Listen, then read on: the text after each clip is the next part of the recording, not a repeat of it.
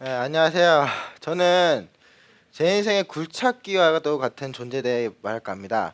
굴착기라는 게 그 장애물을 뚫어서 길을 만드는 도구잖아요. 이렇게요. 그래서 저는 제 장벽을 이렇게 뚫어서 제가 가야 될 길을 만들어준 존재인 독서에 대해서 이렇게 말할까 합니다. 혹시 여기서 독서가 취미 있으면 한번 손 들어주세요. 그리고 이 중에서 주로 문학을 읽으신다 하신 분. 어떻게 한 명도 없을 수 없지? 이거 예상 밖인데? 네, 어쨌든 확실히 요즘은 스마트폰을 주로 많이 사용하고 또 책 읽는 시간이 많이 줄어다 보니까 그 독서를 하는 것에 대해서 굉장히 이상하게 생각하는 사람들이 많습니다. 그래서 요즘은 이렇게 학교에서 책을 이렇게 왕따 시키는 경우도 이렇게 허다고요. 그래서 오늘은 제 이야기와 더불어 제 독서 방법에 대해서 이렇게 이야기할까 합니다. 일단 제가 독서하면 떠오르는 키워드는 두 개입니다. 하나는 취향이고요. 또 하나는 인내심입니다. 일단 취향부터 말씀드릴까 하는데요. 그 전에 제 경험담부터 말씀드릴까 합니다. 사실 3년 전만 해도 전 진짜 책 읽기 싫어했습니다. 얼마나 싫어했으면 아버지가 화냈을 정도였습니다. 또 아버지가 한 권 읽을 때마다 몇천 원씩 주시기로 하셨습니다. 그도 그럴 것이 그 당시 많은 아이들 책벌레를 만들었다던 해리포터도 아버지가 강력 추천하신 영문도 다 소용없었습니다. 저한텐 재미없었거든요. 그 당시 제 취향은 세계 역사나 문화에 대한 거였거든요. 그래서 어느 날 독서 선생님이 저한테 이 책을 추천해 주셨습니다. 한비아의 바람에 따라 걸어지고 세바퀴반 시리즈인데요. 당연히 이 책은 저의 취향에 딱 맞았습니다. 그래서 이 네 권의 책을 다 읽게 되고 또 이제 독서에 이제 슬슬 하기 시작했는데요.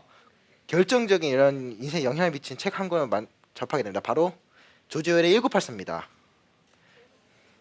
그 한배의 책이 저에게 독서라는 곳에 이렇게 발을 디디게 했다면은 이 책은 저에게 독서에만 살려주고 또 책을 이렇게 사랑하게 된 계기를 이렇게 준 작품이라 할 수 있겠습니다. 사실 제가 이 책을 좋아하게 된 이유도 그 당시 취향 때문이었습니다. 굉장히 염세적이고 좀 굉장히 비극적인 걸 좋아했던 그 당시 취향 때문인데요. 그래서 많은 사람들이 독서를 기피하는 이유 중 하나가 많은 매체하고 전문가들이 추천한 책들이 굉장히 지루하고 고루한 책들이 많기 때문입니다.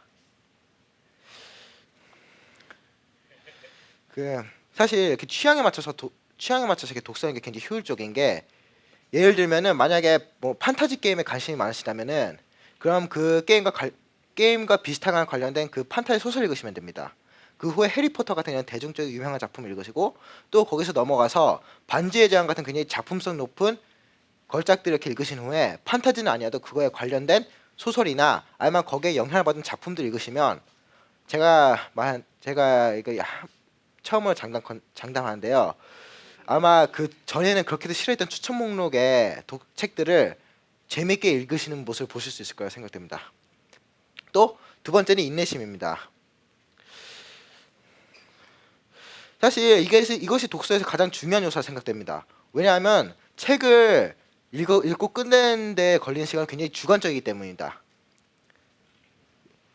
일단 다른 것들 한번 예를 들어볼까요? 음악? 그냥 몇 분이면 끝납니다. 영화도 길어봤자 3시간입니다. 하지만 독서는 아닙니다. 아까 말했듯이 끝나는 시간이 굉장히 주관적이고 어떤 사람은 하루가 걸릴 수 있지만 어떤 사람은 1년이 걸릴 수도 있습니다. 또 여기서 제 경험담을 말씀드리자면 저도 굉장히 책을 그만 읽고 싶다는 생각이 많이 들 때가 많이 듭니다. 주로 굉장히 책이 너무 두껍거나 아니면 생각보다 너무 재미없을 때가 많은데요. 근데 사실 그런 괴로움은 사실 잠깐뿐입니다. 오히려 그런 걸 견뎌내고 책을 다 읽게 되면 오히려 굉장히 그만큼의 엄청난 뿌듯함을 느끼게 됩니다. 그리고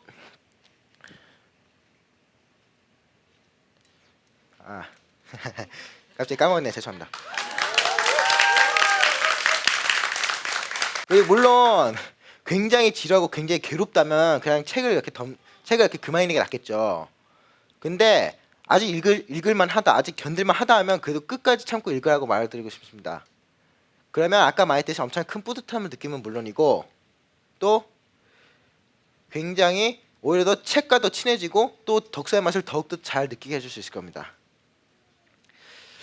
자, 제가 이렇게 너무 독서 장애 운동가처럼 말했는데 사실 그도 그렇이 그 독서라는 것이 굉장히 저에게 큰 영향을 미쳤기 때문입니다. 아마 그런 독서가 없었으면 저는 이 자리에 없었겠죠. 자, 그럼 이제 마지막으로 제가 명언 하나를 이렇게 하고 가겠습니다. 물론 이 명언은 제가 만들어낸 것이지만요. 독서랑 껌 씹기와도 같다. 둘 다 곱씹고 또 단맛이 난다는 것이다. 하지만 껌은 씹을수록 단맛이 사라지지만 독서는 씹을수록 지혜와 지식의 단맛이 강해진다. 네, 감사합니다.